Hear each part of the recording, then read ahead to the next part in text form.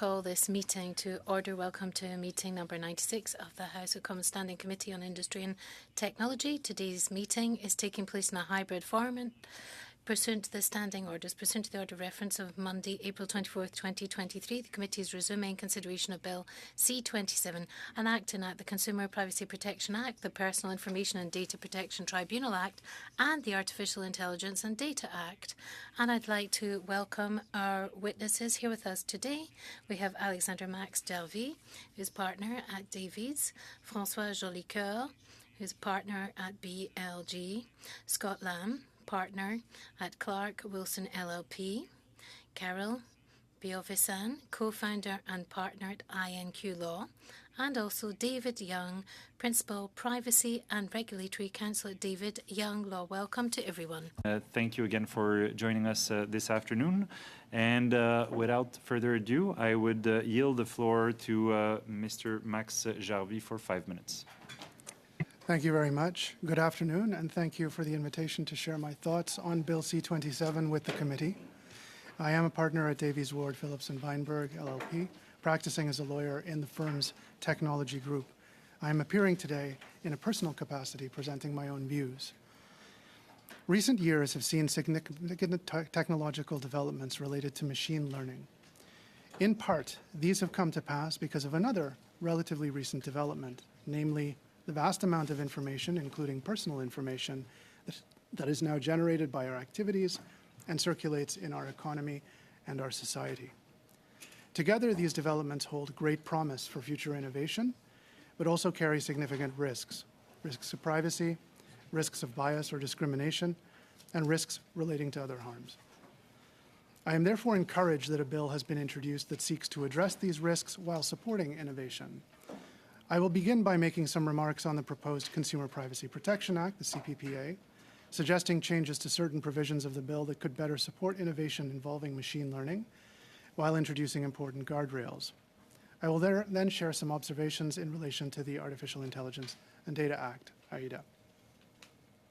In my view, there could be improvements made to the CPPA consent exception framework that would facilitate personal information exchange among and collection by private sector actors that wish to undertake socially beneficial projects, study, or research. In particular, Sections 35, 39, and in part 51 could be combined and generalized so as to permit private sector actors to disclose and exchange personal information or to collect public information from the public internet for those purposes, study or research, provided certain conditions are fulfilled. Those could include conducting a privacy impact assessment, entering into an agreement containing relevant contractual assurances where applicable, and providing notice to the Commissioner prior to the disclosure or collection. Noting that de-identified data is sufficient for the training of machine learning models in many cases, and noting that de-identification is a requirement in Section 39, as currently drafted, but not 35, I would note only that whether the information should be de-identified in a given case should be a factor in the proposed privacy impact assessment.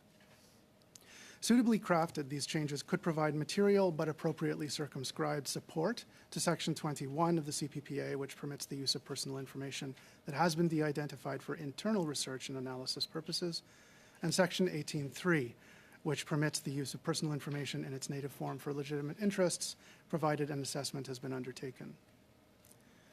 With respect to AIDA, I begin with the definition of the term artificial intelligence system. This definition is of fundamental importance given that the entire scope of the Act depends upon it. The current definition risks being overbroad. The Minister's letter proposes to provide better interoperability by introducing a definition that seeks to align with the definition used by the OECD, but the text provided differs from the OECD formulation, introduces the word inference in a suboptimal way, and we don't have the final wording. There are also different definitions to consider in other instruments, including the European Union's AI Act, the recent US President's executive order, and the NIST AI Risk Management Framework, among others. Some of these do converge on the OECD's definition, but in each case the wording differs. I would recommend to the committee, or at least I would urge the committee, when it begins clause-by-clause review, to make a survey of existing definitions to determine the state of the art and ensure that the definition ultimately chosen indeed maximizes interoperability yet also remains extensible to account for new techniques or technologies. I would also recommend that the purpose clause of AIDA, as well as other relevant provisions, be amended to include harms to groups, communities, as these may also be adversely affected by the decisions, recommendations, or predictions of AI systems. Finally, there should be an independent artificial intelligence and data commissioner.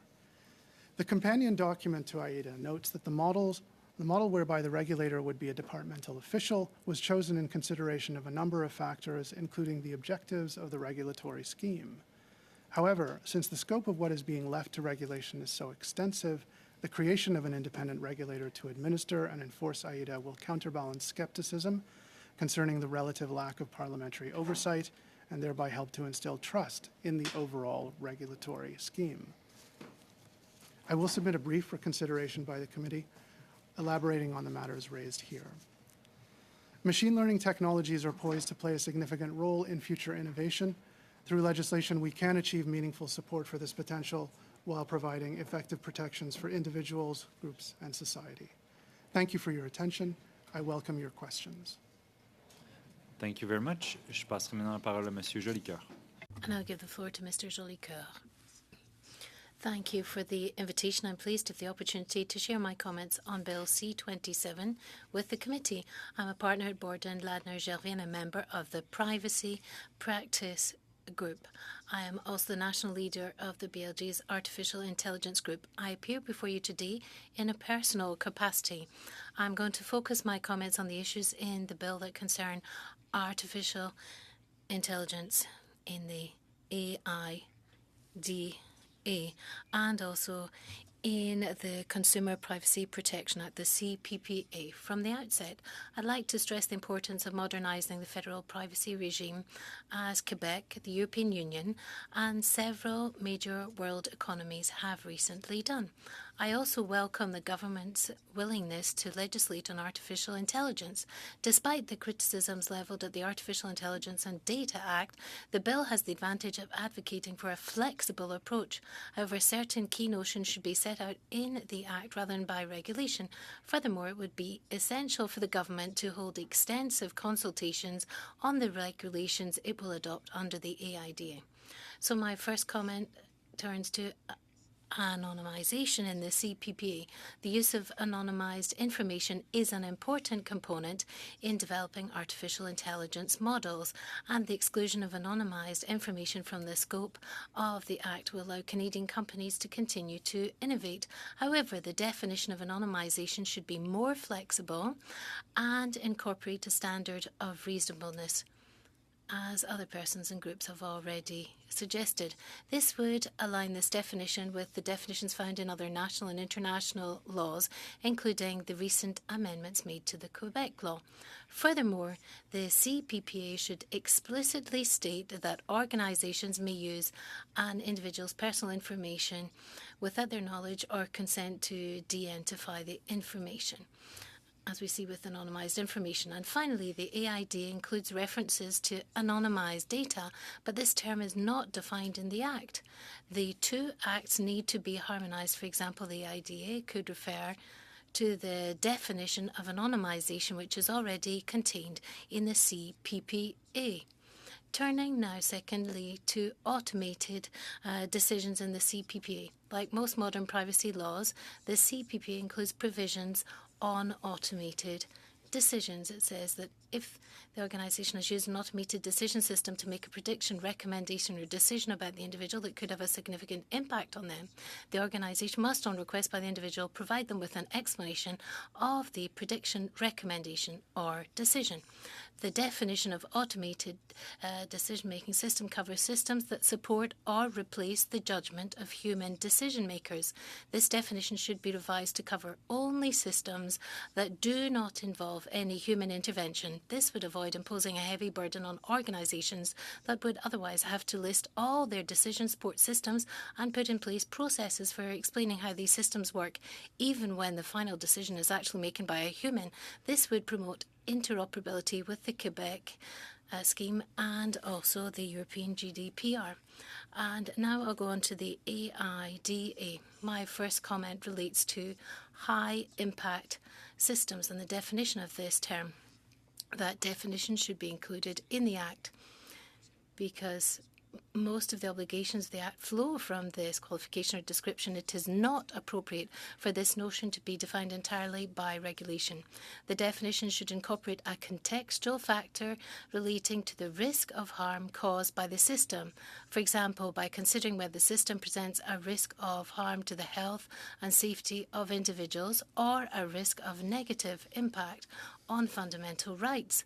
This factor could be combined with categories of systems that are likely to constitute high-impact systems, and this would be specified in the Act. However, including a list of categories of systems that would be considered de facto high impact, as recently proposed in the Minister's letter, runs the risk of encompassing too wide a range of systems, some of which may actually present a more modest level of risk. And then my final comment relates to so-called general purpose AI.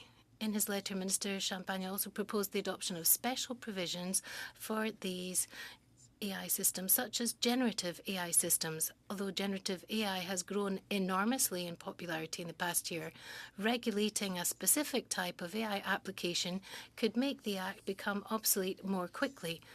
Moreover, all general-purpose AI systems do not present the same level of risk. It would therefore be more appropriate to regulate these systems as high-impact systems when they meet the criteria associated with this qualification. Thank you for your attention. I'll be happy to field any of the questions you may have. Thank you very much, Mr. Jolicoeur. And now over to Mr. Lamb. Members of the committee for having me here today on the important matter of reform of our privacy legislation in Bill C-27. I'm a partner of the law firm of Clark Wilson in Vancouver, and I'm called to the bar in Ontario and British Columbia, and have been practicing in the area of privacy law since approximately 2000. I've advised both private sector organizations in a variety of businesses and public bodies such as universities in the public sector. I've also acted as legal counsel before the Privacy Commissioner of British Columbia in investigations, inquiries, and judicial review. The scope of my review in the limited amount of time we have will be confining my remarks to the Consumer Privacy Protection Act, specifically the legitimate interest exception, anonymization and de-identification, the separate review tribunal, and hopefully a little bit of time to get into the Artificial Intelligence and Data Act, ADA, with respect to high-impact systems. I will, of course, be happy to discuss other areas of Bill C-27 and questions you may have, and also subsequent to my presentation, I'll provide a detailed brief on the areas discussed today.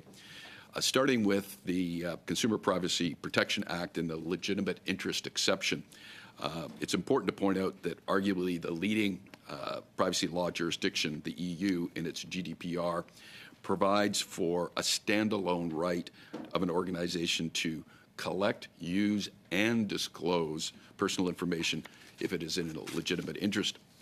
Accordingly, if Canada is to have an exception to consent based on an organization's legitimate interest, it's important to look in detail how that will operate and the implications of that exception.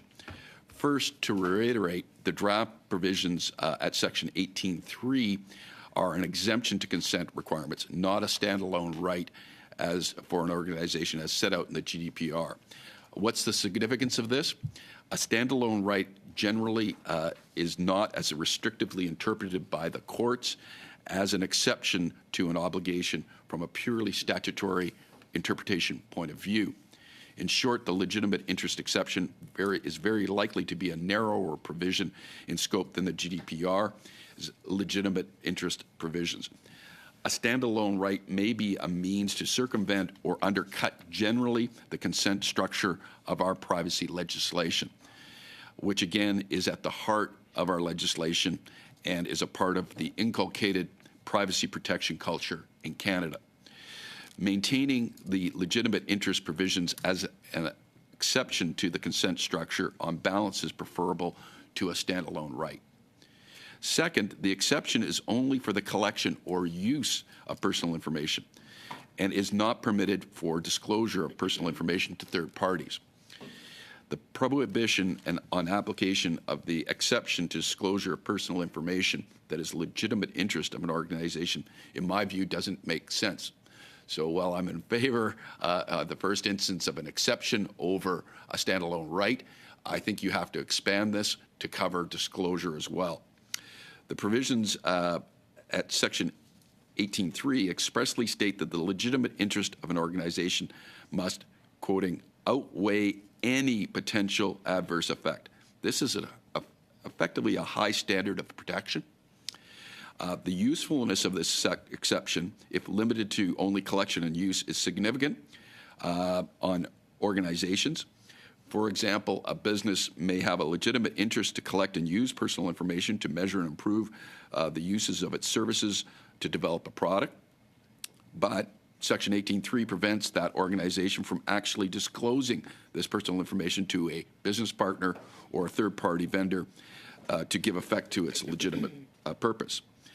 And finally, the point is that other jurisdictions allow for a legitimate interest of an organization to apply its disclosure of personal information as well as the collection and use. And specifically, again, the EU GDPR, but also the Singapore law.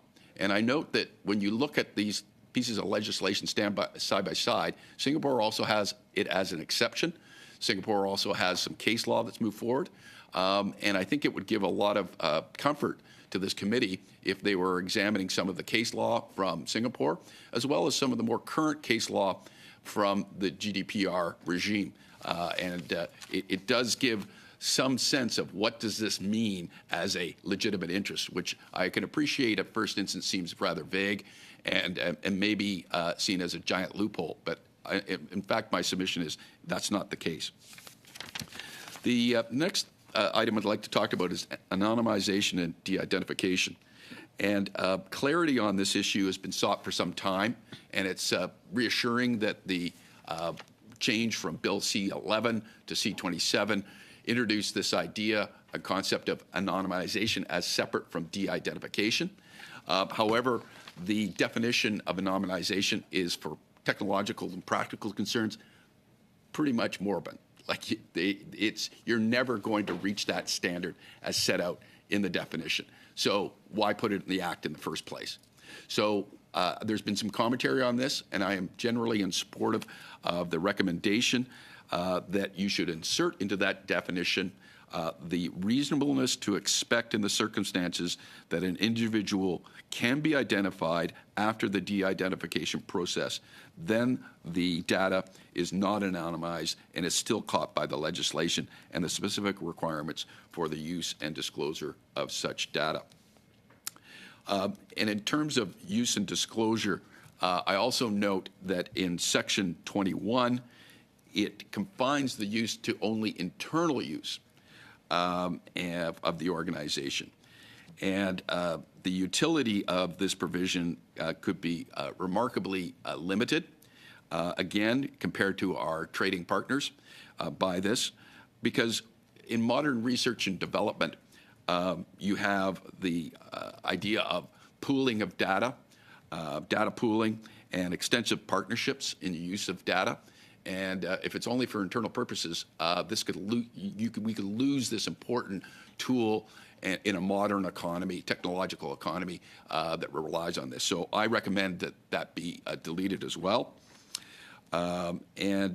Also, Section 39 limits the disclosure of de-identified personal information only to effectively public sector organizations.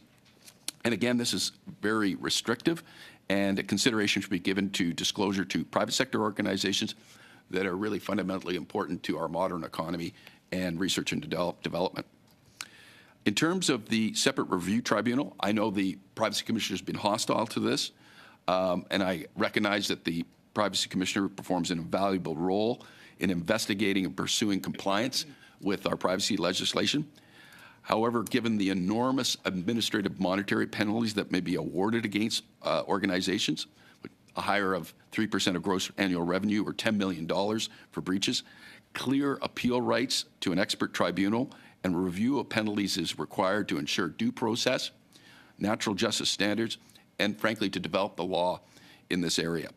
It's also noteworthy that judicial oversight of the decision of the tribunal will be according to the Supreme Court of Canada's test in Vavilov, which is limited to a review on the reasonableness standard, which is a very deferential and limited review.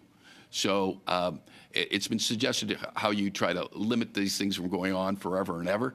Well, judicial review is going to be limited. I know there's one suggestion that the ability to seek judicial review should jump right from the tribunal to the Federal Court of Appeal.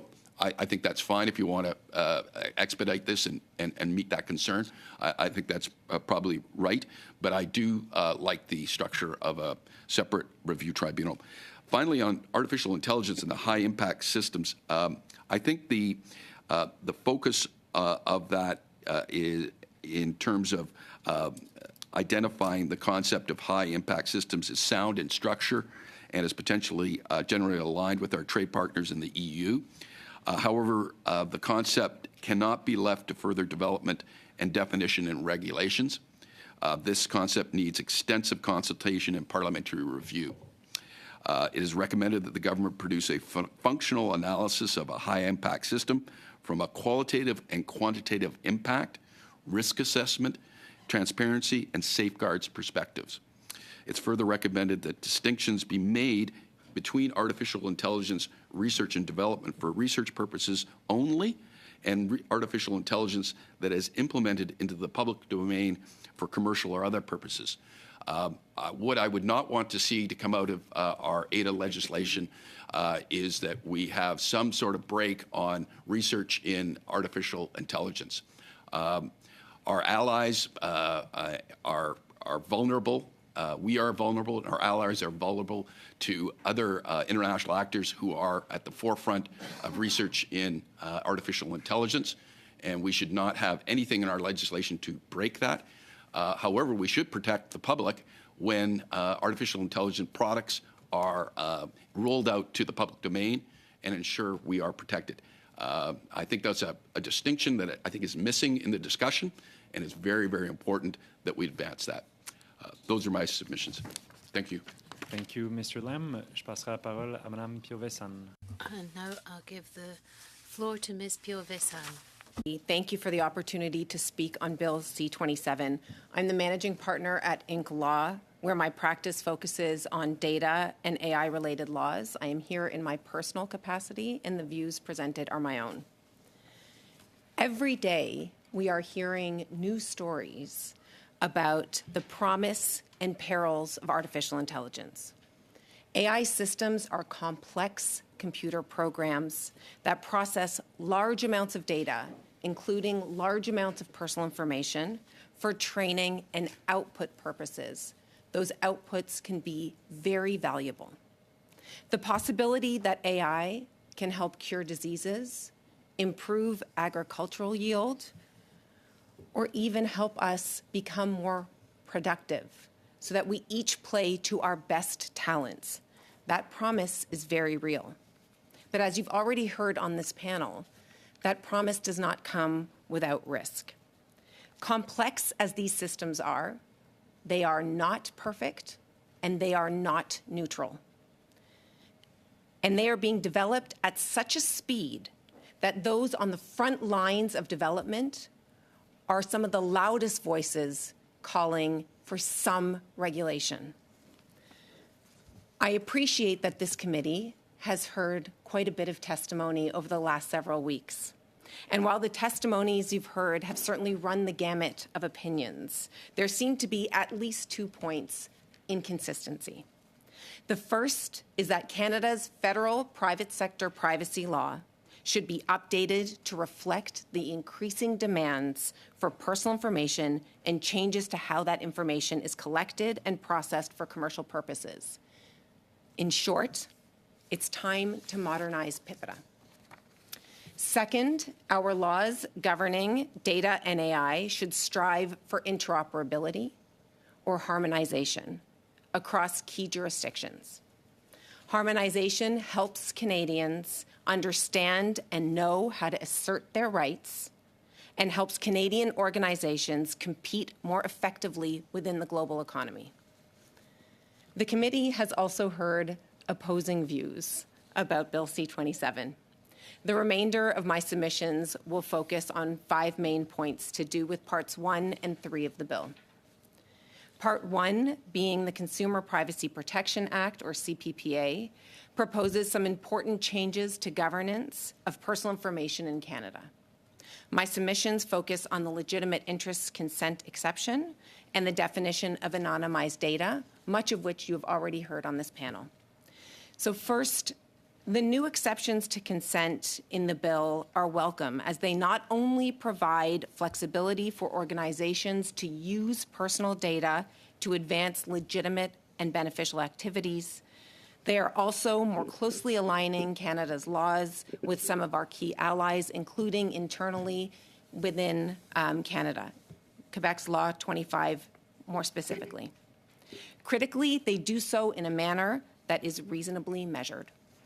I do agree with earlier testimony that you have heard in this committee that the application of the legitimate interest exception in the CPPA should align more closely with other notable privacy laws, namely Europe's GDPR. Second, anonymized data can be essential for research, development, and innovation purposes. I support the recommendations put to this committee by the Canadian Anonymization Network with respect to drafting of the definition of anonymize. I also agree with Mr. Lamb's submissions as to the insertion of existing notions of reasonable foreseeability or a serious risk of re-identification. As to Part 3 of the bill, being the Artificial Intelligence and Data Act, first, I support the flexible approach adopted in Part 3. I do caution and recognize that the current draft contains some major holes and the need to plug those holes as soon as possible, as well that any future regulation would need to be subject to considerate consultation as contemplated in the companion document to ADA. Our understanding of how to effectively promote the promise of AI and prevent harm associated with its use is evolving with the technology itself. Meaningful regulation will need to benefit from consultation with broad stakeholders, importantly, the AI community. Second, Minister Champagne, in his letter submitted to this committee, proposes to amend ADA to define high impact by reference to classes of systems. The definition of high impact is the most striking omission in the current draft bill. The use of classification approach aligns with EU's draft Artificial Intelligence Act and supports a risk-based approach to AI governance, which I support. When the definition is ultimately incorporated into the draft, it should parallel the language in the companion document and provide criteria on what high impact means with reference to the classifications as illustrated. Finally, I support the proposed amendments to align ADA more closely with OECD guidance on responsible AI, namely the definition at Section 2 of ADA, which is also adopted by the National Institute of Standards and Technology in the United States in their AI risk management framework. To the extent that Canada can harmonize with other key jurisdictions where it makes sense for us to do so, we should. I look forward to the committee's questions as well as the comments from my fellow witnesses. Merci beaucoup. And finally, Mr. Thank you very much. Thank you for the invitation to appear before this committee in its important review of Bill C-27. This bill includes significant proposed amendments to Canada's privacy laws at the same time as introducing a proposed oversight regime for artificial intelligence. The ADA component warrants focused study by the committee, and certainly, as you've heard from my co-speakers, witnesses, there's lots to consider, so a lot to consider there. However, I will restrict my comments to the privacy components. I am a privacy and regulatory lawyer.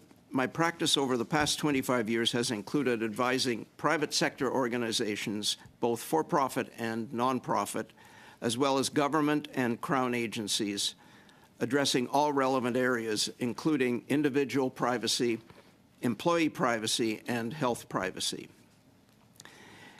In these introductory comments, I will focus on one impactful area of the bill, which you've heard some comments already about, de-identified and anonymized information, hoping to provide some clarification as well as my thoughts regarding how the proposed provisions can be improved. The proposed treatment of such information in Bill C-27 is critically important. Firstly, it clarifies a category of information that, while not being fully identifiable and therefore available for specific uses without consent, still is deemed appropriate for protection under the law. Secondly, it provides for a category of anonymized information that can be used more broadly for research purposes, innovation, and policy development. The first category, de-identified information, is governed by all of the law's privacy protections, subject to certain specific exceptions. Conversely, the second category, anonymized information, is stated to not be subject to the law. However, as I will mention, this stipulation is not the end of the story, that it's not subject to the law. The law will and should continue to provide oversight over anonymized information. This is a point I sometimes is missed, and I've certainly heard raised as a concern in previous comments, but I think it's very important to understand, however we define that term, and we've heard a number of comments here, it will continue to be subject to the law. I have a number of recommendations for improvement. With respect to de-identified information, the definition should be amended to stipulate appropriate processes to ensure that no person can be directly identified from the information. Additionally, Section 74 of the CPPA, which addresses technical and administrative protections, should be amended to include as an additional criterion the risk of re-identification. Secondly, the definition of anonymized information should be amended to make more explicit the processes required for anonymization. In its Law 25, Quebec got it right in this area. I recommend aligning with Quebec's approach, which stipulates that the generally accepted best practices for anonymization should be those set out in appropriate regulations. Such regulations should include transparency, risks of re-identification, and accountability, as well as guardrails for downstream uses. The Quebec law also recognizes that it is not possible, from a practical perspective, to say that anonymized information cannot be re-identified. The CPPA provision should reflect the same approach.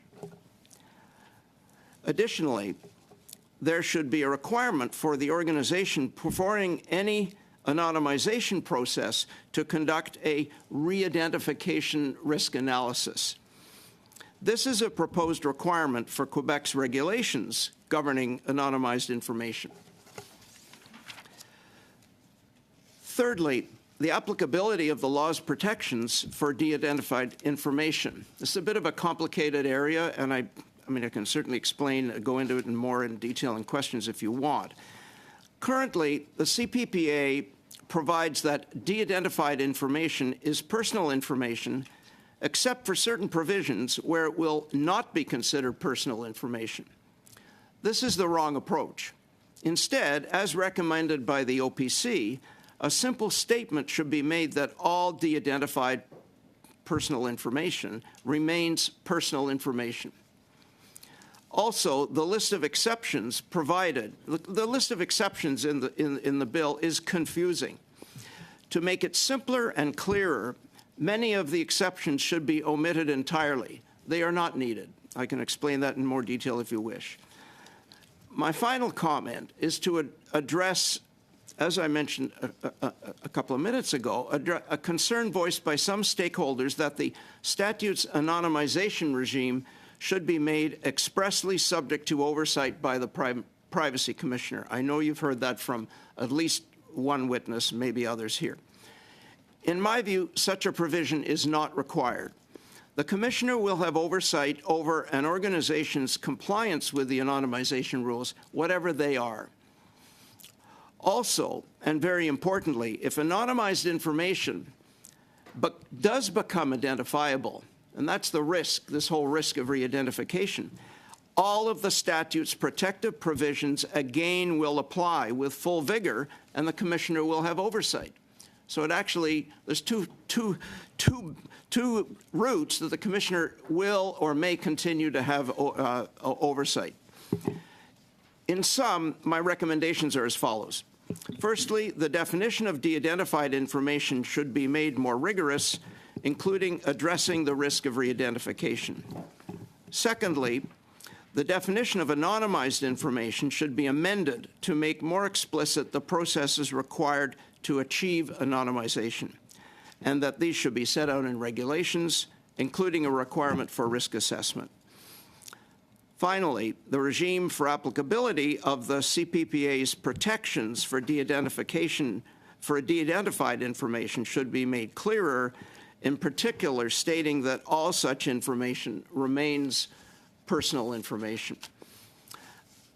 I will be happy to elaborate and answer any questions you have regarding these comments, as well as any other provisions of the bill.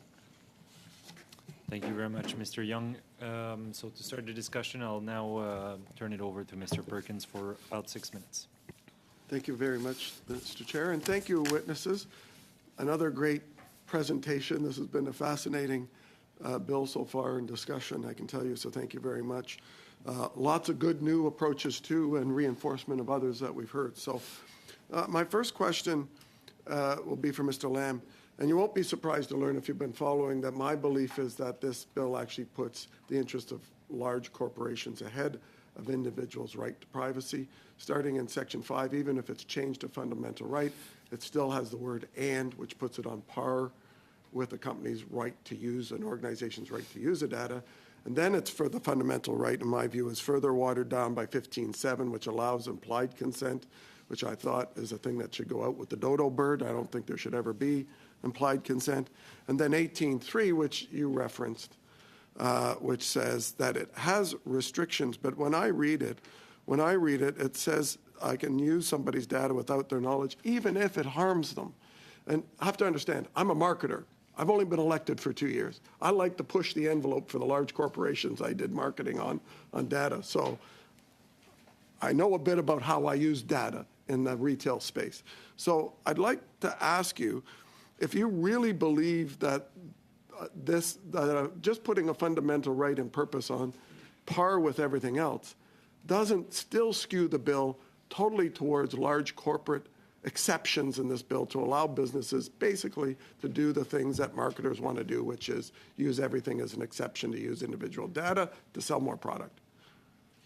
Yeah, I understand your concern, and my sympathies are with the interpretation of this legislation as consumer protection legislation. And I think the status of the law to date, as with the current law, is that's what it is. And so courts and potentially a tribunal will look at the facts of any case from that perspective. And I think that should give you some reassurance. If there's some need to be more express about that and to bolster that, I would be in sympathy with that and to your concerns.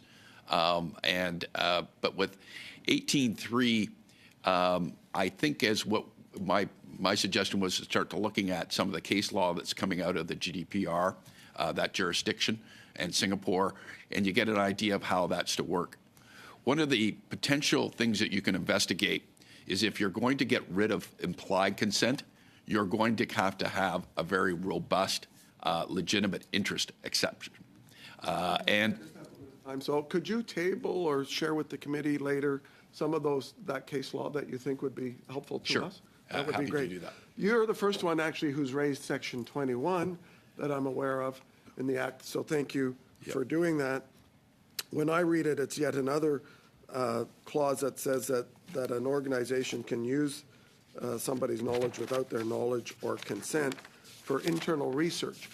So from a positive perspective, I use data for internal research all the time, and it says it has to be de-identified first. Well, I often was looking at individual customer data through loyalty programs, or if I actually had a coalition program like Air Miles, I had a lot of collected data on individuals to do them. Would this inhibit a company from doing what they've done in the past, retailer, for example, in analyzing coalition loyalty rewards programs or their own in-house loyalty program?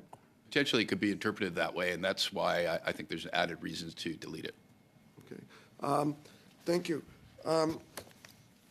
I think Ms.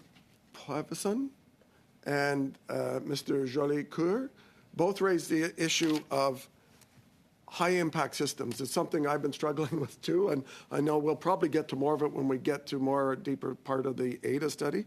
But I'm struggling with what is a high-impact system and why only a high-impact system being covered by legislation and not other levels. And what are those other levels, Ms. Poivison? High-impact systems are, if you look at AI law in different parts of the world, the governance applies to systems that are likely to cause a significant risk of harm. So there are lots of AI systems that we are using every day, like our GPS, that do not have a significant risk of harm to an individual, thus should not be subject to that kind of governance oversight that we're talking about in ADA. So the importance of the high impact is that it is a trigger to determine when governance is required as stipulated in the law. So what would be high risk? High risk, you have it defined in the EU as a criticality of risk, or in the letter from Minister Champagne, which is when you're touching on elements of harm or bias, unjustified, unlawful bias that can harm at scale an individual or property. And so in the case of the amendment, you have a number of different classes of systems or classes of use cases. I want to be clear. We're not talking about a high-impact system. We are talking about a system used in a high-impact context. Nice distinction. Mr. Jolicoeur?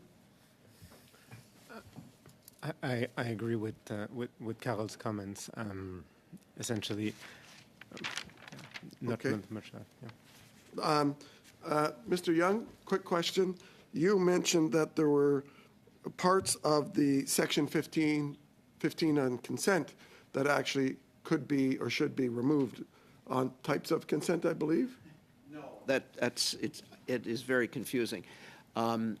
There's a provision, I remember which section of the bill, but it says basically de-identified information is not personal information except for these sections, and it's a laundry list of about 20. That's what I'm talking about. In the context of de-identified. That's right. Okay. I mean, half of them in their language use the term de-identified information. You don't have to turn around and say, well, it's not personal information. It's just reads that way. So that's really what I'm talking about. Okay, I have another question if I can. I'll be generous, Mr. Perkins. One last question. Okay. Mr. Young, you also said all de-identified needs to remain personal. Can you explain why that's important and it's not done in the Act? That's essentially the same point. I was just leading on from that point I just made. You had to, I mean, it goes back to Bill C-11, which really sort of tried to suck and blow at the same time. It defined a term of de-identified information, which if you read it, inherently it said it's outside the statute because it's not personal information, cannot reasonably identify an individual. And yet the statute went on to actually have several provisions, like really some of which are still here, that said these apply. You know, these are rules for de-identified information. So that was crazy. What this does is I'm sorry, just ask your question again. I'm sorry, I lost track. De-identified needs to remain personal information. Classified That's as the personal point. Information. The point is that it's this there's really three levels: personal information, de-identified information, and anonymized information. Different levels of, let's call it identifiability. Personal information is fully identifiable. De-identified information, consistent with both the GDPR and Quebec is it does not include a direct identifier, but it may be re-identified. So it has a risk of impacting individuals. So the statute says that's still personal information. However, it has certain specific exceptions that are totally taken out of the view of the statute, which says, but they don't say. Well, the way it reads now is it's not personal. It's continued to be personal information. Well, you don't need to say that. You can just say it's de-identified information, falls within. So that means A, it's personal information. B, it's governed by the statute. That's de-identified information. So that, and then the anonymized level is theoretically outside the application of the statute altogether. But as I mentioned, that isn't the whole story. There's still rules that apply to it. Thank you very much.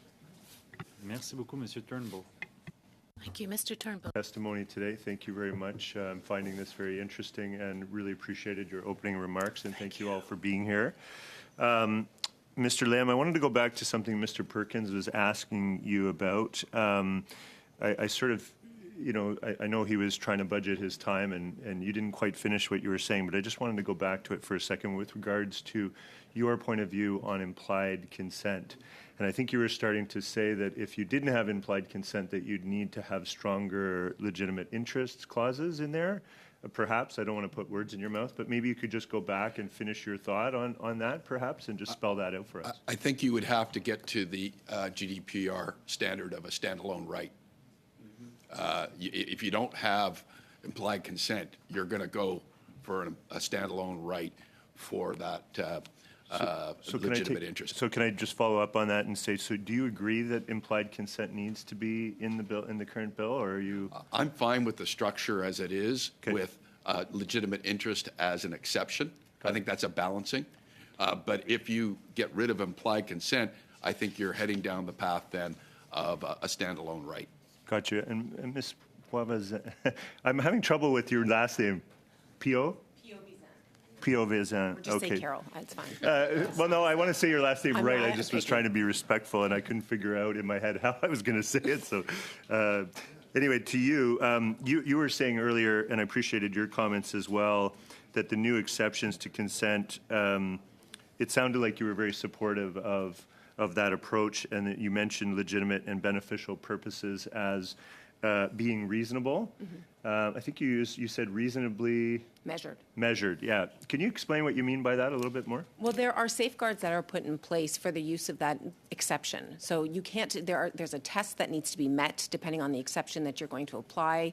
There are safeguards such as a legitimate interest analysis that is detailed in the draft bill. All of that, in addition to requirements for a privacy impact assessment or something that looks like it. So there's an analysis that has to go into effect. In addition, you, at first instance, have to meet the threshold test of reasonableness. So is this something, is the use or the collection within the reasonable expectation of the individual? So you can't, and then ultimately, you may have to submit that brief to the privacy commissioner if there is a question. So all to say that there are reasonable safeguards that are put in place to prohibit the flagrant misuse of that personal, that consent exception. Mr. Young, I saw you shaking your head. Do you agree with that as well? No, I agree with it. Yes. Yes. Okay. Absolutely. Great. Yes. That's good. Ms. Poivazan, I'm still messing it up. Carol's fine. Carol, I'm so sorry.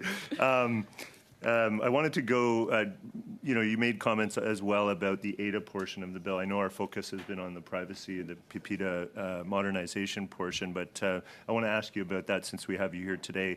I think what you were saying in your opening remarks was that there's the high rewards or high benefits to these AI systems also come with risks, and I take that point very well, that risk and reward often go together. Can you speak to the risk-based approach and describe that a little bit more? You mentioned in your opening remarks about how important that is to AI governance, and just explain that a little bit more so we have it on the record. It's consistent with the point I was making earlier. If you look at jurisdictions such as the United States, the EU, the EU has a robust EU Artificial Intelligence Act that is to be passed, we're told, any day now. Look at the Canadian context. The application of a governance framework is triggered when there is a high-risk scenario, meaning not every single AI system will be subject to the same kind of oversight and rigor as a system that would fall within that high-risk category. That allows for a little bit more flexibility in the way we manage high-risk systems or high-risk use cases, I should say, and it does put more emphasis on a thoughtful approach to the types of intended purposes these systems are put to. That makes a lot of sense to me because otherwise you might sort of over-regulate and not get the benefit from some of these systems. I think that's a real risk in terms of this legislation, wouldn't you say?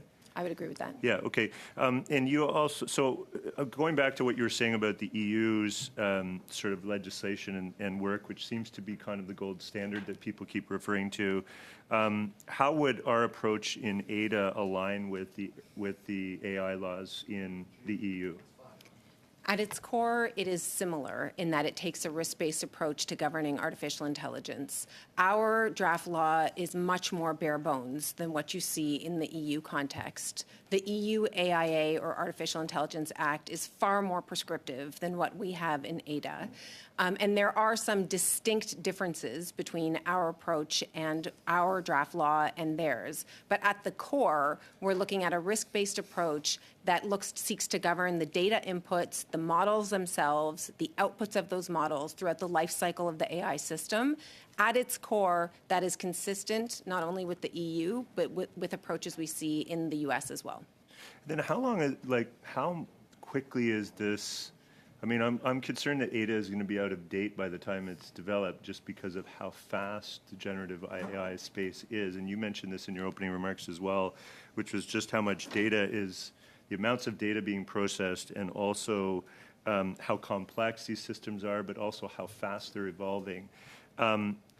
Does that sort of necessitate a really flexible approach? Because I think from my perspective, our approach has started with kind of a container, and then we've heard from the minister that there's amendments coming. That's right. And I think, is that the right approach to take, given how fast this space is evolving from your point of view? If you look at the draft of ADA, much of it is an accountability framework. So it is a series of assessments with accountability that overlay when that high impact trigger is reached. I agree that a flexible approach is useful in a context where you have so much changing so quickly. So I support that flexible approach, recognizing, as I said in my opening remarks, that there are some distinct holes in this particular draft. Fair. I think I'm good. Thank you, Chair. Merci, Monsieur Turnbull. Monsieur Lemire. Thank you, Mr. Turnbull. Mr. Lemire. Thank you, Chair. I've got a question for Mr. Lamb, but if somebody else would like to add something, very open to that. The Bloc Québécois up in Trois-Rivières a few weeks ago had a colloquium on artificial intelligence, and several people there raised concerns that the AIDA would not protect. Can you hear me, sir? Faudrait être sur Channel 1. Channel 1? Oh, there we are. My apologies. My apologies. Mr. Chair. Can I start again, Chair? Okay, let's start from the top.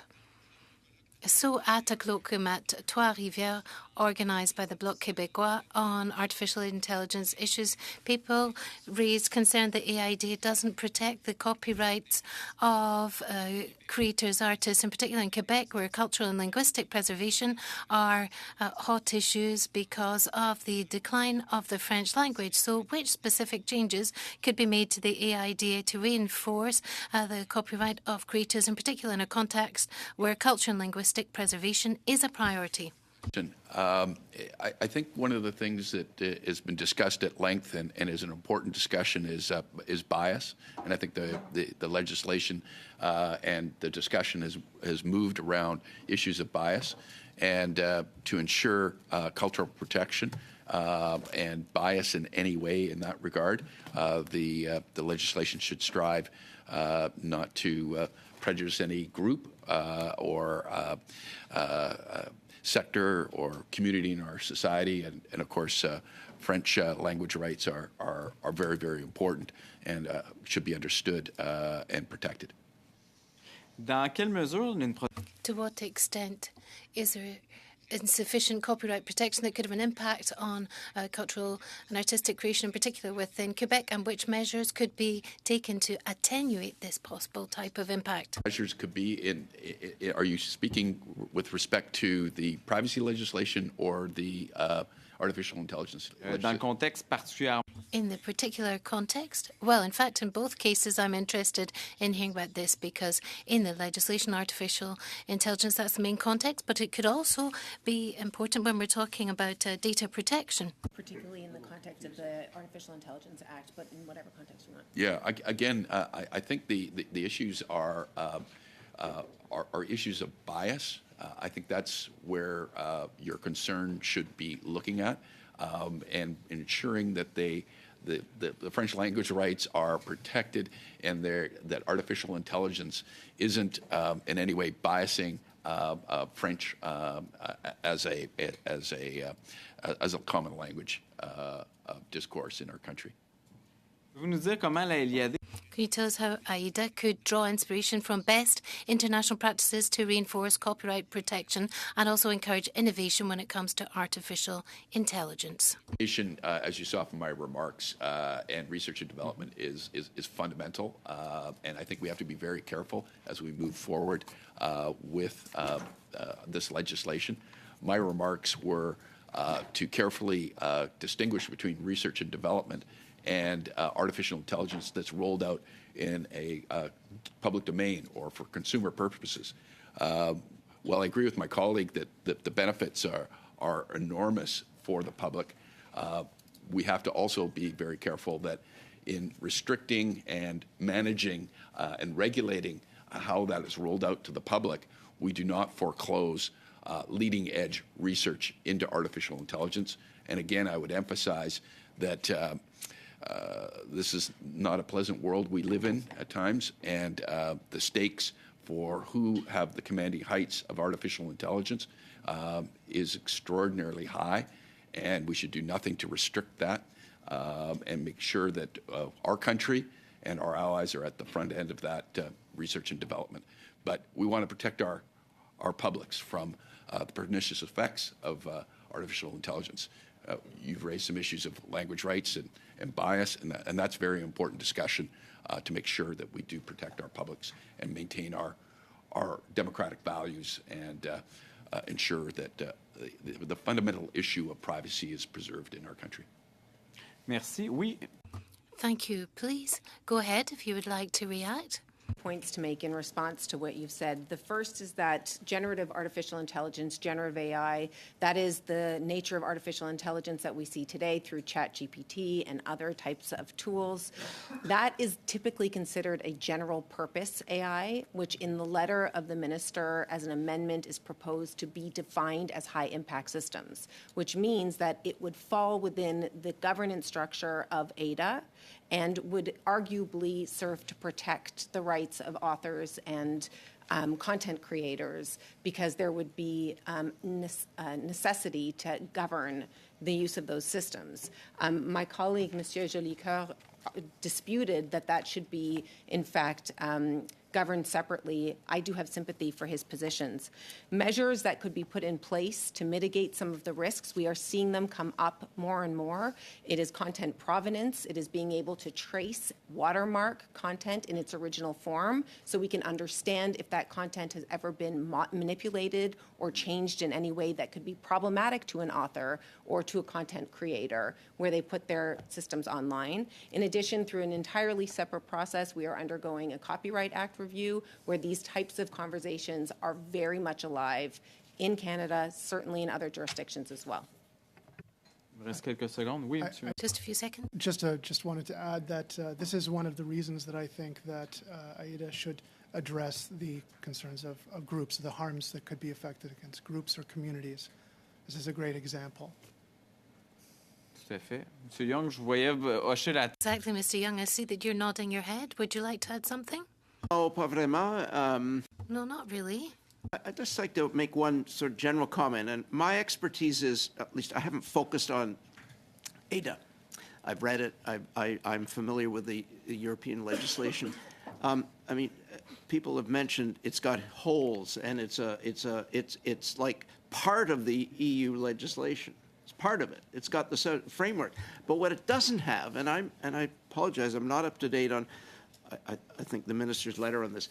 But what the European legislation does is define levels of risk, right down to no risk. Right? They've got something like 4 levels or something. Why don't we have that? I mean, it makes sense. It's like we're, operating with one hand behind our back to build it. I mean, if I was going to say, I'm not coming with any opinions on what to do. I think it's a huge quandary for this committee and Parliament as to what to do with ADA. There's no question about that. But that just strikes me as, why aren't we there? I mean, if you read the EU Act, which isn't enforced, it's still in the process. There's quite a bit of process to get it law, but it's there. It's the Act. You read it, and you see these levels, and they've got responses and levels of oversight and care, and we should be doing that. So there. Ben, merci beaucoup. J'avoue, comme législateur. Thank you very much. As a legislator, I very much appreciate the dialogue today. Mr. Massey. Thank you, Mr. Massey now. Thank you, Mr. Chair. And continue, I think it was Mr. Young there with, you mentioned C-27 and then the Quebec bill on 25. Can you kind of give us a little bit more background as to why it's important to have consistency there? And then also potentially, could we inadvertently create some damage on Quebec with regards to this bill if we don't handle this properly? I'm worried about, how that could actually, it may not be, we're looking at neutrality at the very least for Quebec, I think, here and as an objective. But I'm also worried about inadvertently damaging their system right now. So perhaps you could start us with that conversation, please. Sure. I think the level of damage that I would address is confusion. If we don't align them, confusion for Quebecers primarily. If we end up with some different standards, and this actually applies elsewhere than the categories of de-identified information, anonymized information, that's the main focus. So it just makes sense to align across the country. There's 2 points. Really, I guess I could describe it in 2 points. Data is collected by primarily national cross-Canada organizations intermingling the data. Are we going to come up with some rules that just, somehow hive off Quebec data for these cross-national? That's not going to happen. It's going to be intermingled. Yes, there are possible systems that could do that and put in rules. Doesn't make sense. It doesn't make sense. So the Quebec. I'm just really saying that I guess. Sorry, try to rephrase it. Companies, organizations will not want to have to sort of come up with a separate category of information for Quebec as the rest of the country. It's not exceptional to have it basically the same rules apply, and I'm talking about anonymized information. But the other thing is, I've also spent a lot of my career advising marketers, and I know they don't like to say, well, actually, only these are higher standard rules just apply to Quebec residents. How will that happen? It's not going to happen. You're going to have those companies saying, no, we're going to the highest standard. And really, thirdly, I will say, I think Bill Law 25 is going to inform privacy standards across the country, de facto, and it is informing this committee and what we're doing here. So, if that hopefully, at the end of the day, you're saying that if we don't have that alignment, there's 2 major injurious sections. One will be on the privacy of individuals and what that they have to go through, and then economic consequences from companies not wanting to do business or set up shop or provide products and services in Quebec. Is that basically? Well, the no, summary? I don't buy into that, actually, not wanting, I've heard it just, I heard it at a conference today. If we don't get these rules right, nobody's going to come to Canada. That isn't going to happen. Yeah, I don't Marketers buy know that. that. I'm trying to clarify No, that. I would phrase it, Mr. Massé, as it'll impact companies because it'll be more costly, more complicated, whatever, to come up with the compliance mechanisms. That's the biggest impact on organizations collecting data if we don't align the standards. Okay. And I mean, I'll let you finish on this because I would like the other witnesses to talk about this as well too if they'd like to get on it. But I do want your opinion on an AI commission being independent, almost like an officer of Parliament. Do you have an opinion on that? And then I would like to invite other witnesses. So this would be, having an AI commissioner be the independent regulator, similar to that of like the Auditor General, outside the political influence of the minister to make rulings. So just your thoughts, if you have an opinion on that, and then I'd turn it over to other guests that are at the table there. You're asking me this? Yes. I'm sorry. Okay. Yes, the commissioner should be independent, absolutely. Appointed by Parliament. Yeah, I can't see the rooms. Does anybody else like to weigh in on this? Sure, I will. This was part of my my opening statement. I think that it's actually imperative that we have some independence for the Artificial Intelligence and Data Commissioner from the Ministry. A parliamentary officer, that sounds like a good way to affect this, as long as it's arm's length in some way, so that there's someone outside the Ministry who's going to be looking after all of these regulations, who's actually calling them on it. So you would prefer that to be drafted in the component of the law, or to be even separate from that, because that would be even more challenging at the moment. But do you think it can be done within the current construct of the law? And I'll get legal advice on that as well too. I'm pretty sure it can be, from what I understand, but just want to make sure, because the Privacy Commissioner and the competition is a little bit different, but this might be baked more into the ADA itself. I don't want to I don't want to overstate what I know would work or wouldn't work as a mechanic in terms of embedding it in the law. I think it would, but take that with a grain of salt, because I'd have to do my own legal analysis on that. No, that's fair enough. I'd also like to ask: does anybody have any strong opinions on the ethics tribunal? I'd like to hear about that. If somebody has opinion on the ethics tribunal.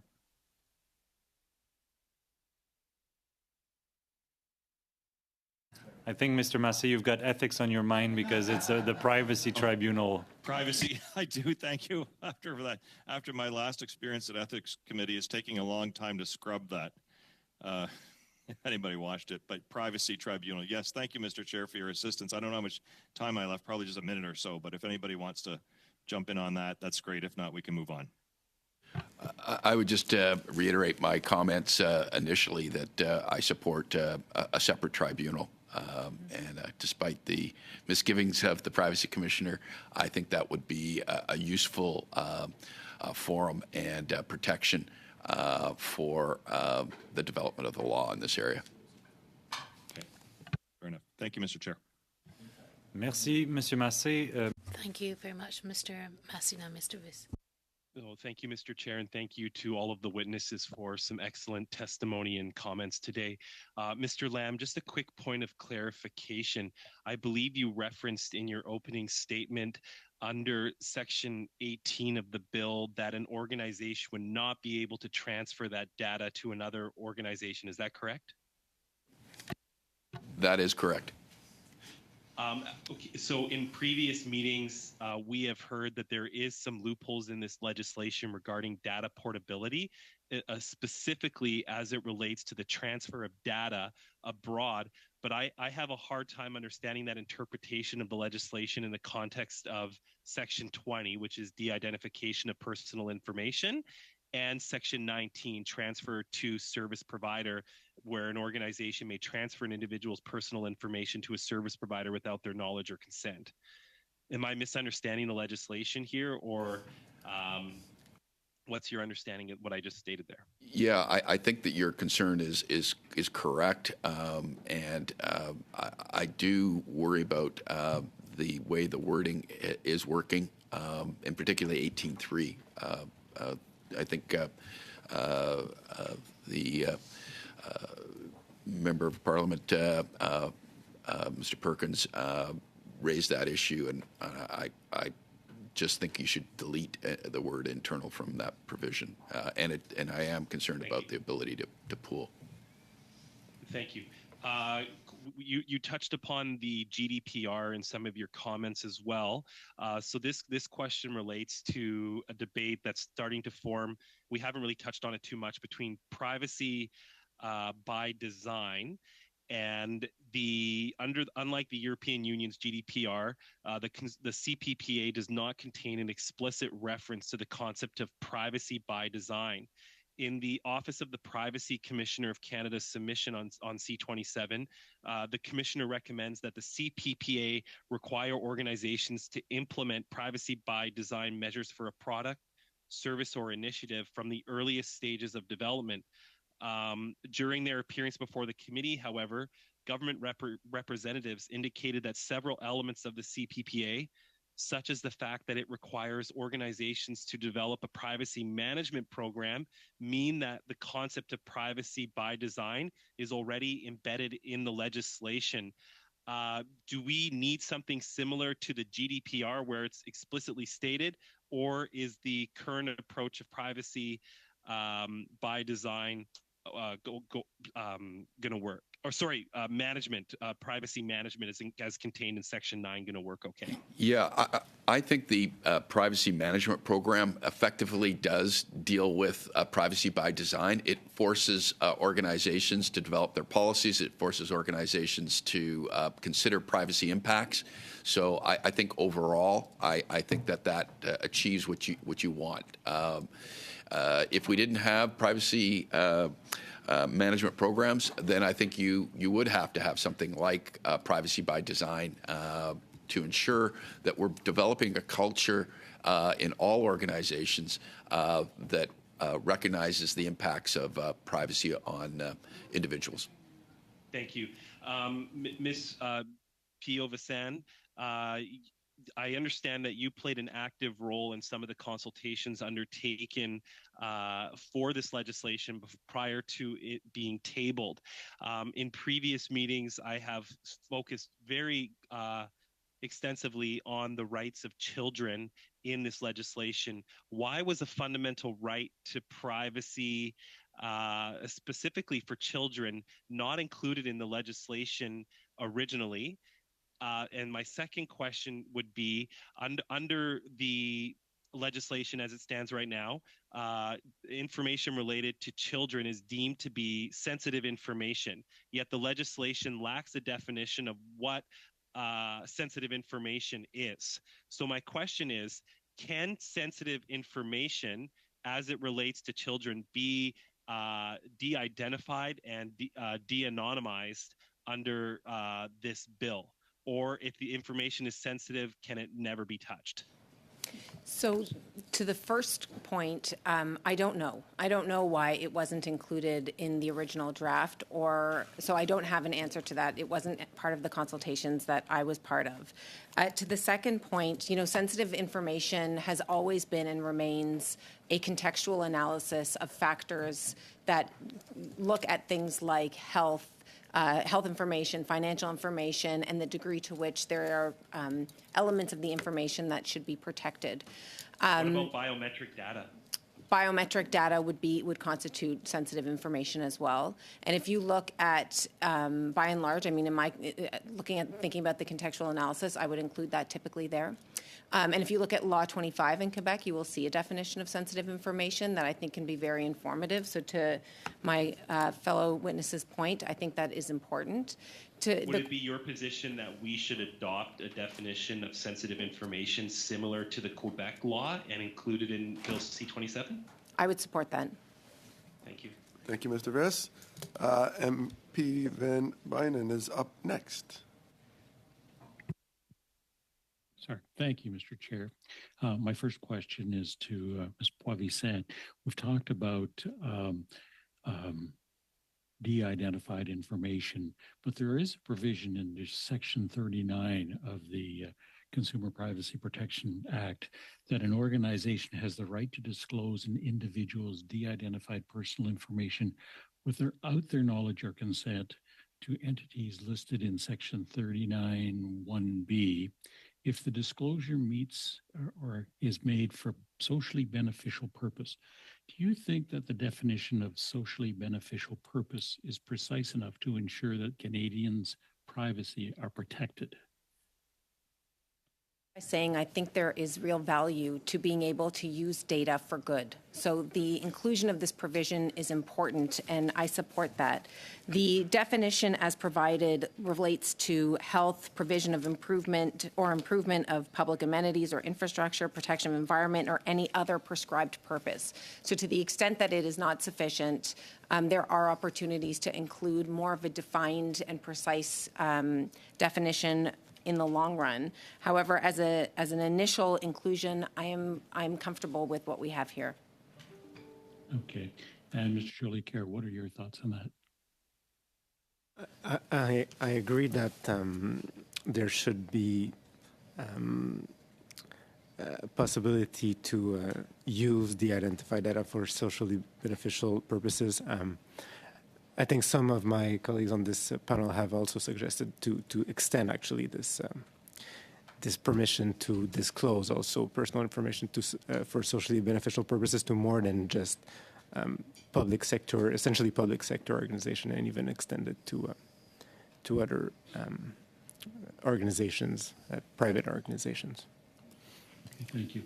Mr. Jolicoeur, the government provided a written response that indicated it expects the Quebec laws to take precedence over the federal ones as it would be considered substantially similar. Do you believe that this bill will generally align with the Quebec law? Generally, yes. There are some discrepancies that were outlined today. I think from a general perspective, Quebec will meet the substantially similar threshold. There could be improvements for interoperability that would help organizations, that, as we've mentioned, the notion of anonymization, the definition of anonymization is one example. But generally speaking, the bills broadly align. Okay. I'll put this question to you first. If you could propose only 2 amendments to the Act, what would they be, and why do you feel that that's an important amendment? Well, I couldn't go back to the suggestions I've put forward in my speaking note. I think the definition of anonymization is too strict. It should be more flexible. There should be a reasonableness standard in there that would align with Quebec and with other global standards. And perhaps the other one would be the one I mentioned about automated decision making, to restrict the definition a little bit, to only cover decisions that are made and that are replacing a human, where only decisions where there's no human in the loop, let's say. Okay. And Mr. Jarvie, your thoughts on that? So I agree with, I think, many of the other witnesses here today in supporting a change to the definition of anonymization to align actually more with Quebec's definition and maintain some interoperability there. Given the way it's drafted now, it's an impossible standard. The other is I'll make reference to my opening remarks, would be to change the consent exception framework for public interest purposes that include Section 35 and 39. I think in this regard we could take some inspiration from Law 25, which inserted a new framework for disclosures by by private sector entities to other private sector entities or public sector entities that includes undertaking a privacy impact assessment and entering into an agreement with the other party. And then in the Quebec case, it's actually submitting the agreement to the commissioner, to the Commission d'accès d'information. In the case of this Bill C-27, adapting the language from 35 would suggest notice to the commissioner at the very least. And I think in addition to allowing for information exchange amongst private sector entities, which could be beneficial, it could also be extended to include taking information from the public internet. As we know, machine learning technologies in many cases can benefit from having access to this, provided some appropriate guardrails are in place as suggested. Going back to the social purpose question I had earlier, should there be any other requirements other than those found in Section 39 of the organizations that should be included? You made reference to notifying the commissioner. Yes. So if we were to undertake the suggestion to combine or generalize 35 and 39, to make it a little bit more like the Law 25 framework, which begins at Section 21 of that law, then it would involve what's styled in Quebec's law as a privacy impact assessment. That isn't a concept that figures as such in Bill C-27, but I think it's been discussed to some extent at this committee already. It's in broad outline is understood. You're examining the disclosure in this case or the collection, as I suggest. Seeing what kind of privacy impact it has. You do a proportionality analysis and many other things besides. And if an agreement is entered into between the parties to the exchange that has certain contractual assurances around how the information is to be handled throughout its life cycle for this purpose, and then finally making notice to the commissioner so that, as I said, in Quebec's case, you actually submit the agreement to the commissioner, and then you can only activate or operationalize that agreement after 30 days, giving the Quebec commissioner time to respond, presumably. But once the commissioner has notice, they can, of course, simply request the agreement. They can request the privacy impact assessment and undertake any other steps. The important thing is to provide notice so that the commissioner is aware. Your thoughts on that, Ms. Beauvissin? Briefly, Madame Piovesan. Can you just repeat the question? The statements that were made earlier about having a more robust requirement for privacy impact assessments.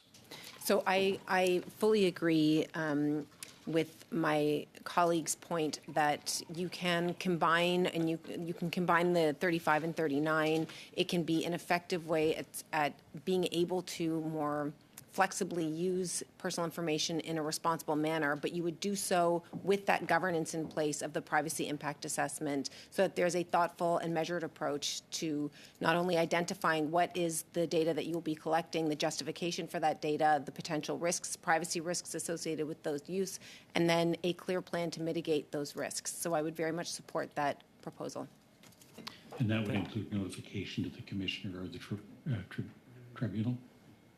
That would... The notification to the appropriate authority. Let me leave it at that. In advance of the collection? As in advance of the disbursement. Oh. I'm not sure necessarily about that. I don't know if that's reasonable, that it would be tabled with the commissioner in advance, but I do support the application of the privacy impact assessment as a tool to mitigate risk. Thank you, MP Van Bynen. Je vais maintenant passer la parole à Monsieur Lemire. I will now give the floor to Mr. Lemire. Thank you, Chair. Madame Piovesan, over the last few months, we've had several meetings with people who operate in Quebec, including small and medium-sized startup companies in Quebec. And they are concerned about the lack of detail in IEDA and the criminal responsibility placed on companies who use these high-impact systems. In a podcast where you participated, you said that it was a high-level vagueness, and you've talked about criminal responsibility. So what do you think is actually undermining the confidence of companies to operate in Quebec and throughout Canada? And what kind of clarity do you need to bring to C27 so it's no longer a draft but really a true bill? If I've misunderstood anything, please let me know. But number one, I very much am empathetic to the concerns of small and medium-sized businesses when it comes to the level of compliance. And this is part of the reason it is very important that we harmonize wherever possible. Because part of the challenge with compliance is the degree to which there is nuance. Let me just give you a very small example. Right now, if you look at AI law alone that is bubbling up in different jurisdictions, you have the EU that is a robust law, and then you have Canada, and you have different jurisdictions as well, China, Singapore, a number are considering laws. And then in the US alone, you had 200 bills that were tabled from the city level to the federal level. So to the extent that we can minimize the complexity of compliance, we are far better off.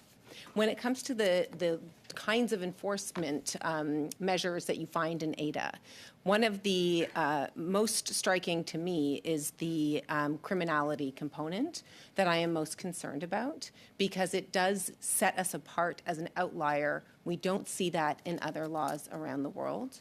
So what I would recommend, I would recommend striking that, to be honest, get rid of the criminality component and really align ADA from an enforcement and a penalty perspective as closely with other leading jurisdictions as possible. I hope I fully answered your question. Absolument. Absolument. Absolutely. I would also be curious to put another question. In your opening remarks, you said that the part on AI had certain gaps. So how could we fill in these gaps, and what are your suggestions to make the Artificial Intelligence Act more robust? Are actually found in the minister's amendments, in the letter that was tabled by the minister, and read together with the companion document. So if you were to take it all together and we were to see a bill that addresses all of those different points, my suspicion is that it would be a fairly good, fulsome bill. I haven't seen it, I don't know, but I suspect that we will be in a position where we are much more comfortable with some of those gaping holes. Merci beaucoup. Thank you very much for that. Thank you, Mr. Massey. Thank you, Mr. I'm going to continue with the criminality aspect. So I guess what you're proposing then is basically a fining system.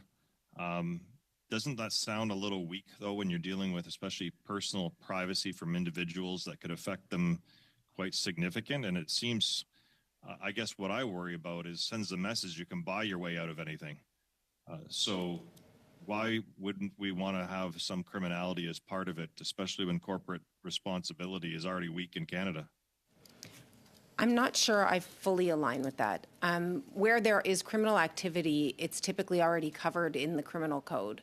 The issue with ADA, as it's currently constructed, is that it is intended to be an accountability framework for high-impact systems. And in this current construct, it sets Canada apart with the criminality component. If you are engaging in criminal activity, we already have a statute in place that covers that activity and that provides the necessary oversight and actions that would be undertaken.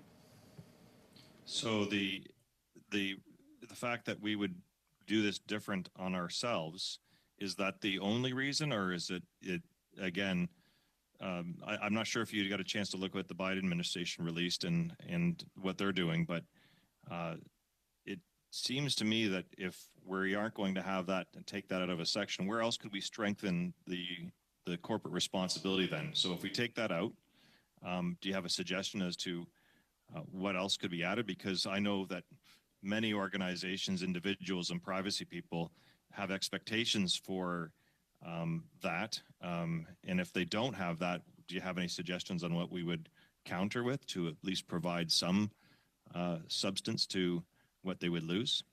So the executive order is not law. We would have to actually see what the U.S. is capable of passing as law. In the Canadian context, you have fines that are stricter than what you would find under the EU context. So you already have a significant deterrent from a monetary perspective. In terms of the level of criminality that I understand we are concerned about from the constituents that you're speaking with, I would go back to the point that we have the criminal code that is in place that would deter that behavior already. Yeah, okay.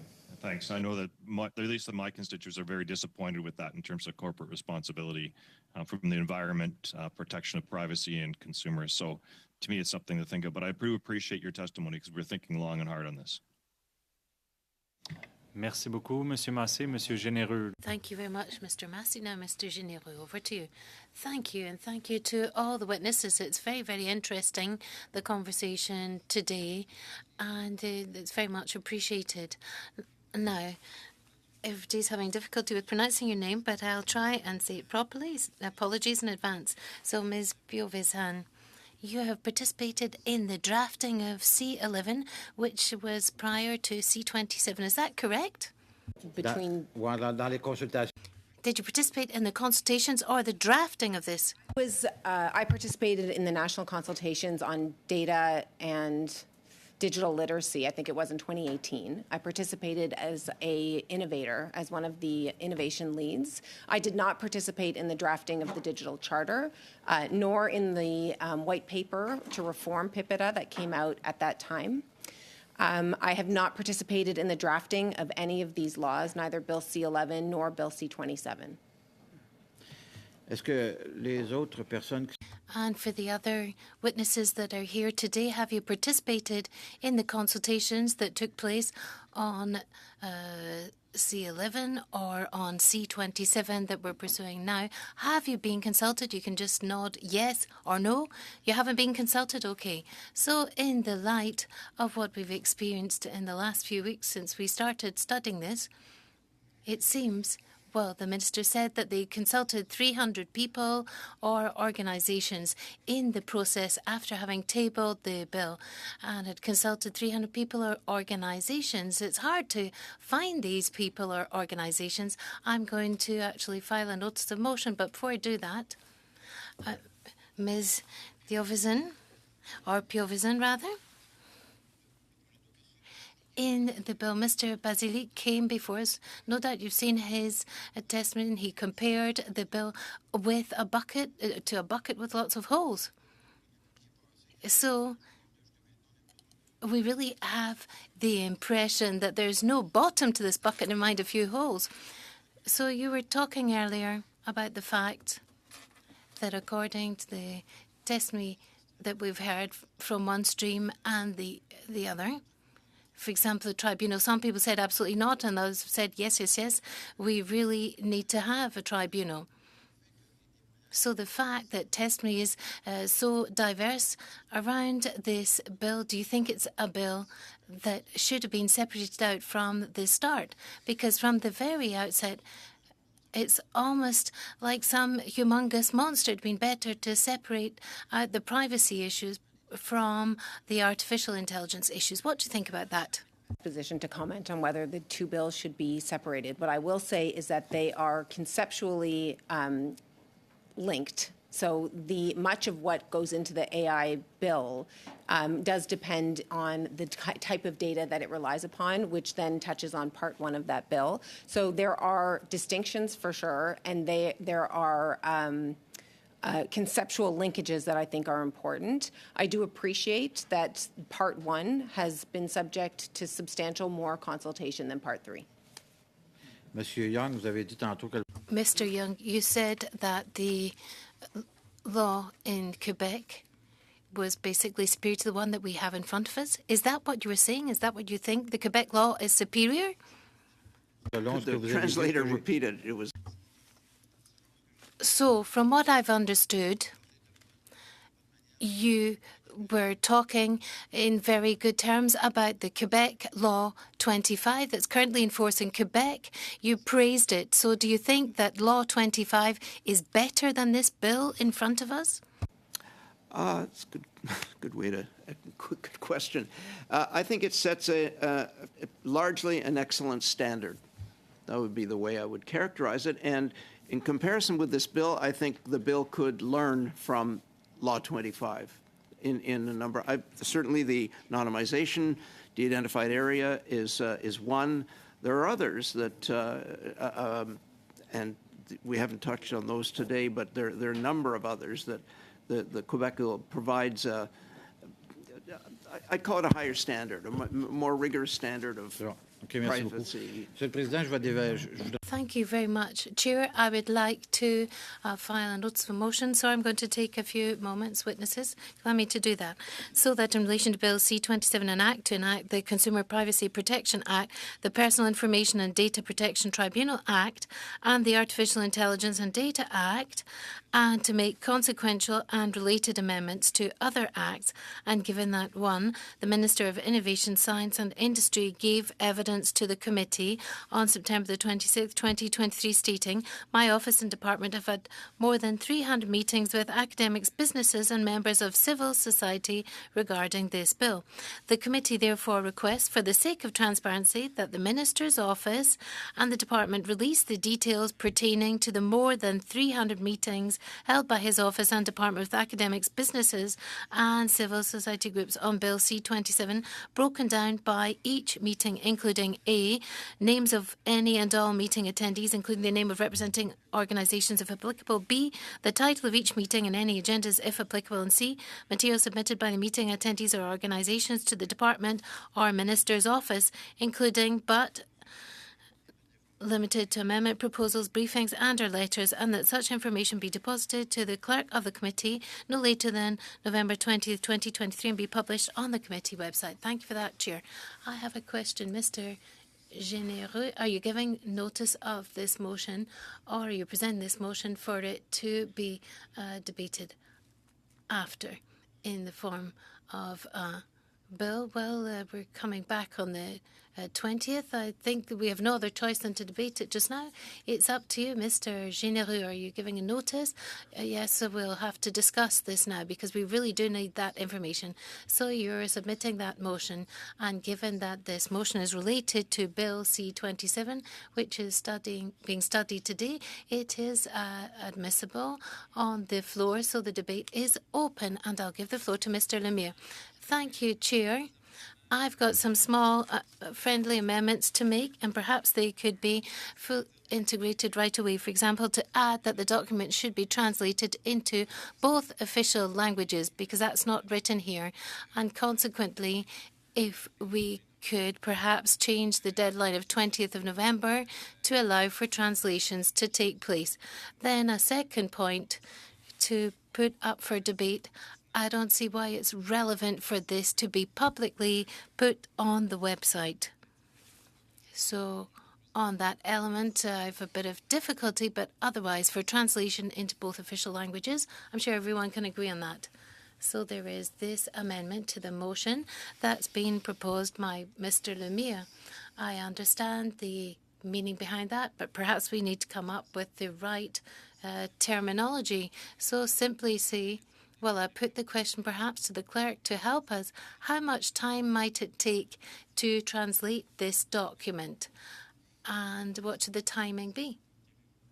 Well, we don't know exactly what the volume is going to be of the documents to be received, so it is quite difficult to talk about how much time that will take. But I imagine that it could be quite lengthy, but we don't know. Well, the document can't be submitted until it's translated into both official languages.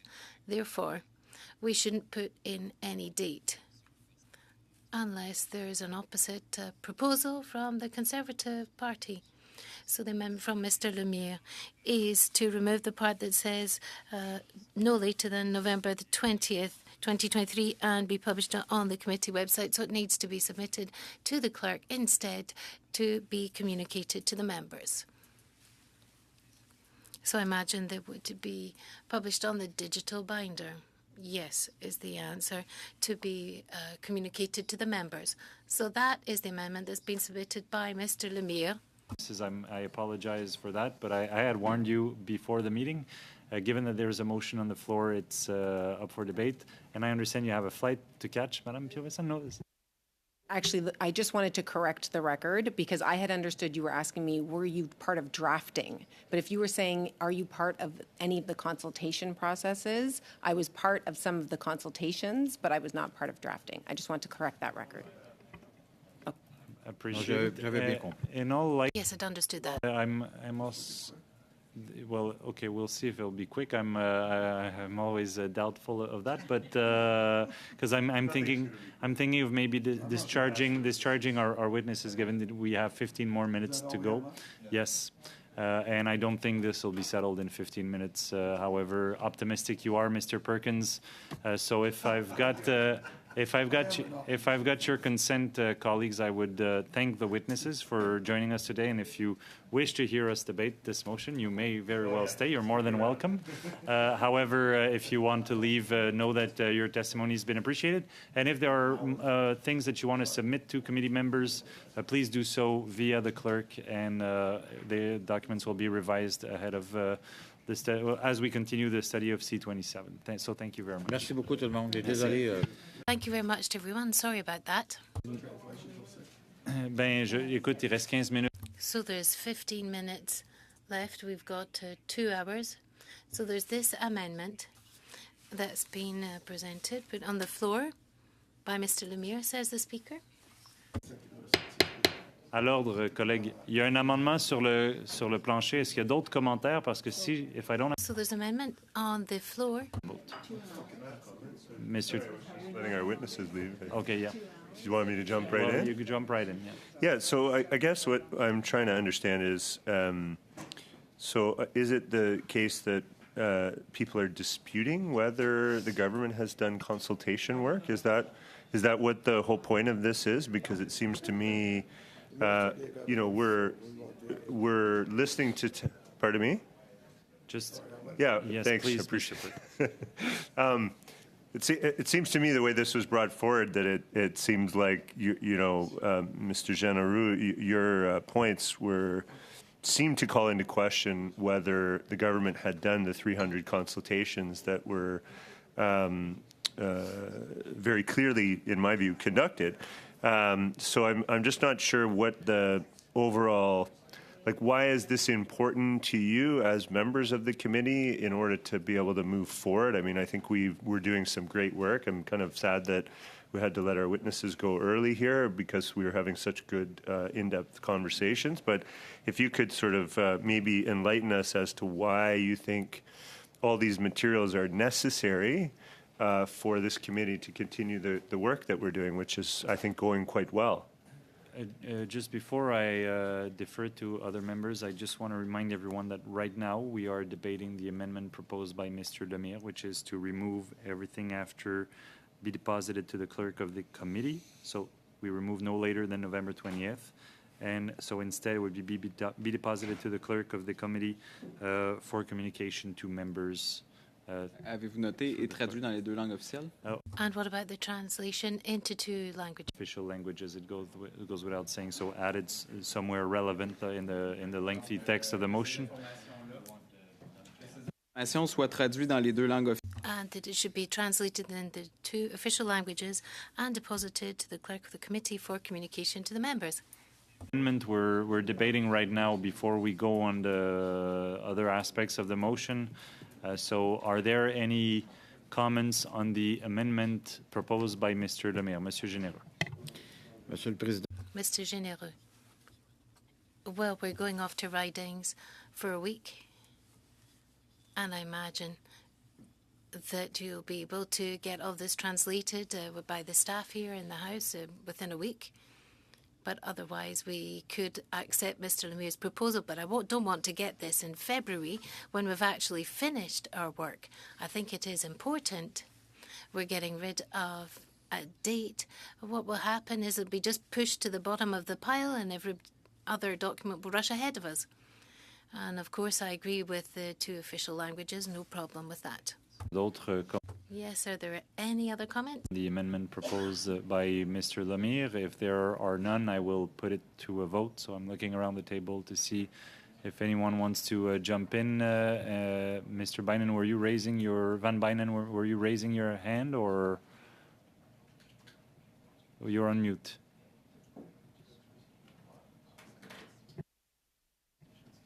You're still on mute. Sorry, I was just concurring. I thought you were calling the vote. Okay, no, I'm about to on the amendment proposed by Mr. Lemire. If there are no more comments, Madame la Greffière, je vous inviterai. I'd invite you, Madam Clerk. Recorded vote on the amendment by Mr. Lemire, or is there unanimous consent on the amendment around the table? I see no disagreement, so it's adopted via unanimous consent. So we're back to the main motion as amended by Mr. Lemire. So, Monsieur Généreux. Bon, pour répondre à Monsieur Well, to answer Mr. Turnbull, it's not because I don't believe that the Minister has not held consultations, but what we've seen from the outset with the witnesses that we've invited and that you've invited, that we've all invited, and we can see that, my goodness, we've got a very lengthy list of witnesses. So I want to be able to see who has actually been consulted compared to all the witnesses that are coming in the future, so that we can get prepared in the light of the meetings to come. Because what we've seen so far is that we've asked all of the high-level experts, to put it like that. We've asked all these high-level experts, but it seems that so far nobody has been consulted amongst these high-level experts. So have we forgotten people within the list of those who've been consulted, people that we should have invited to the committee? Perhaps it's a bit late now in the day, but we want to at least get some references from these people, or have these people been consulted made recommendations that have not been included in our document. So perhaps that would then allow us to get these answers, but I'm certainly not casting doubt upon the fact that the Minister has consulted 300-odd organisations and people. Mr. Turnbull. Yeah, I mean, okay, thanks for the clarification, Mr. Généreux. I appreciate that. I guess what I'm struggling with here is that, from my perspective, any of the meetings that were had would already be listed on the lobbying registry, because anytime ministry meets with a group based on this, so there already is documentation of that. So you could look it up yourself if you want. We also have obviously a process for this committee where many of the groups have already submitted briefs and are the briefing. They have every right and ability to submit a brief to the committee.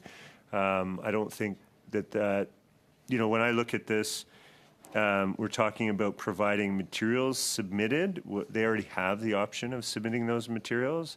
And then you've been asking all of the witnesses here as to whether they've been consulted, and some of them may not have been, but we know that there's lots of stakeholders out there, and over 300 have been. So I'm not sure what this achieves when, in essence, committee members already have access to the information that's there, and we also, as a committee, already have the ability to, or stakeholders have the ability, rather, to submit briefs to the committee. So, in essence, the information is largely already available. So I'm just not sure why we would need a motion at this particular time. So. J'ai Monsieur Généreux. Okay. Mr. Généreux or Mr. Williams? Just to Mr. Turnbull's point, if the information is there, then we can get it pretty easily. So I think this is a pretty simple motion. Okay. Are there any more comments, or should we put this motion to a Mr. Turnbull? Yeah, I'm really not sure when I look at this. So it says, for the sake of transparency, that the Minister's office and department release the details pertaining to the. So we've taken out already with Mr. Lemire's amendments the date, so the specific date would not be in there.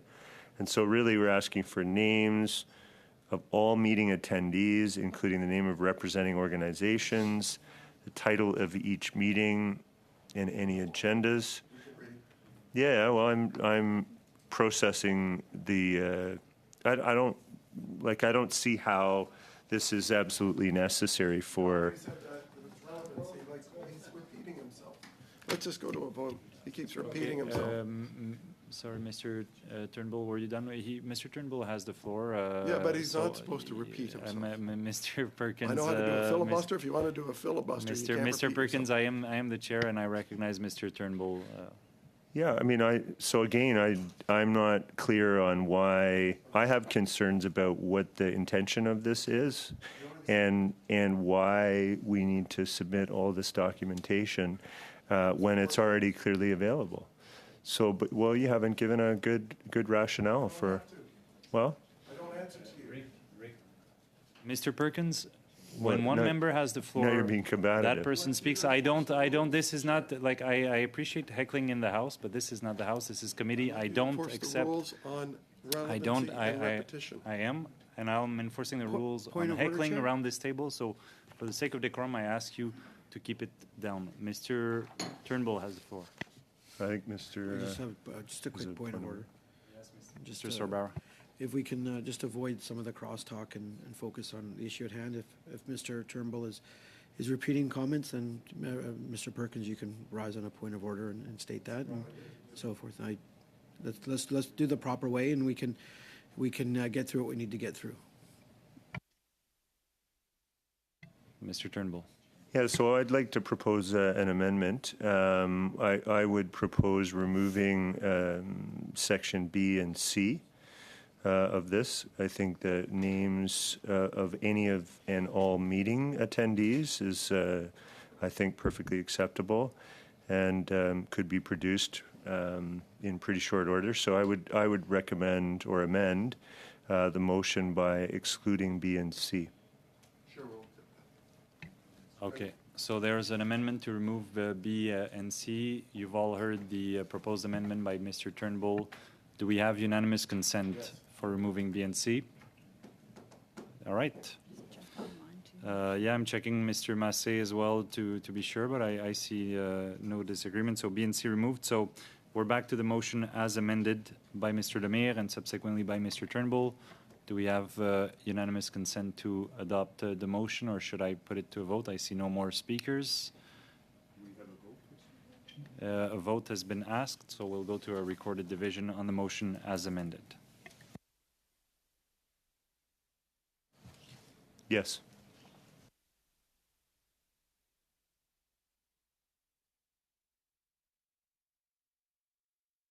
Mr. Gahir. Yes, sorry, I couldn't hear you earlier. No, I know. Madame Lapointe. Oui. Mr. Sorbera. Oui. Mr. Van Bynen. Yes. Mr. Ginever. Wait. Mr. Perkins. Yes. Mr. Viss. Yes. Mr. Williams. Yes. Monsieur Lemire. En faveur. Mr. Massey. Yes. So thank you, Mr. Massey. You scared me for a while. We're back to our traditional consensus type of work here at the committee. Happy about that. So it's passed unanimously. Thank you, everyone, for your collaboration on this. And it brings us straight to the hour. Dans les temps, dans les budgets. Merci beaucoup aux interprètes. On time, on budget. Thank you very much to interpreters, support staff, analysts, and have a great week back in your riding and a great weekend. Have a good evening.